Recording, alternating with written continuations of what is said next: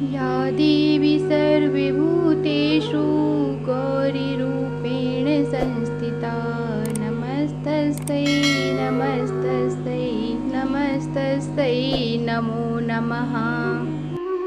आज हम सभी दुर्गा सप्तशती के 13वें अध्याय का श्रवण करेंगे।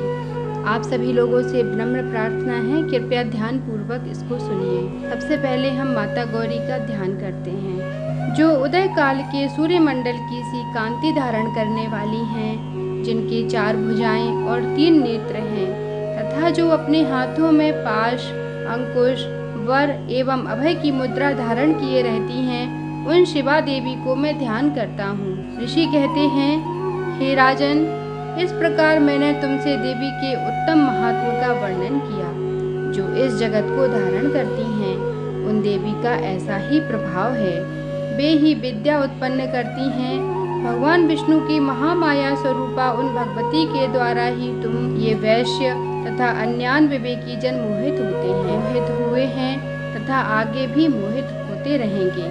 महाराज, तुम उन्हीं परमेश्वरी की शरण में जाओ। आराधना करने पर वे ही मनुष्यों को भोग, स्वर्ग तथा मोक्ष प्रदान करती हैं। मार्कंडेय जी कहते हैं, कौष्टुक जी, मेधा मुनि के ये वचन सुनकर राजा सुरथ ने उत्तम व्रत का पालन करने वाले उन महाभाग महर्षि को प्रणाम किया।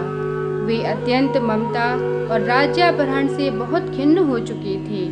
महामुनि इसीलिए विरक्त होकर वे राजा तथा वैश्य तत्काल तपस्या को चले गए और वे जगदम्बा के दर्शन के लिए नदी के तट पर रहकर तपस्या करने लगे। वे वैश्य उत्तम देवी सूक्त का जाप करते हुए तपस्या में प्रवृत्त हुए।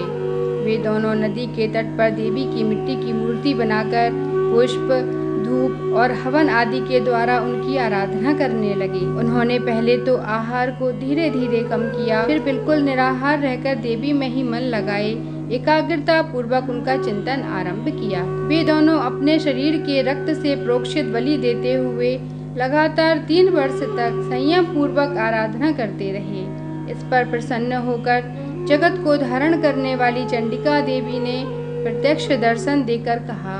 देवी बोली, राजन तथा अपने कुल को आनंदित करने वाले वैश्य, तुम लोग जिस वस्तु की अभिलाषा रखते हो वह मुझसे मांगो, मैं संतुष्ट हूँ, अतः तुम्हें वह सब कुछ दूंगी। मार्कंडेय जी कहते हैं, तब राजा ने दूसरे जन्म में न नष्ट होने वाला राज्य मांगा तथा इस जन्म में भी शत्रुओं की सेना को बलपूर्वक नष्ट करके पुनः अपना राज्य प्राप्त कर लेने का वरदान मांगा।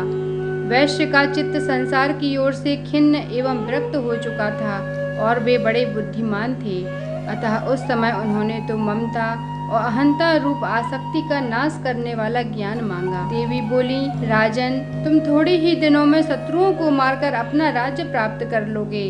अब वहाँ तुम्हारा राज्य स्थिर रहेगा। फिर मृत्यु के पश्चात तुम भगवान सूर्य के अंश से जन्म लेकर इस पृथ्वी पर सार्वणिक मनु के नाम से विख्यात हो जाओगे। वैश्यवर्य, तुमने भी जिस वर को मुझसे प्राप्त करने की इच्छा की है उसे मैं तुम्हें प्रदान करती हूँ। तुम्हें मोक्ष के लिए ज्ञान प्राप्त होगा।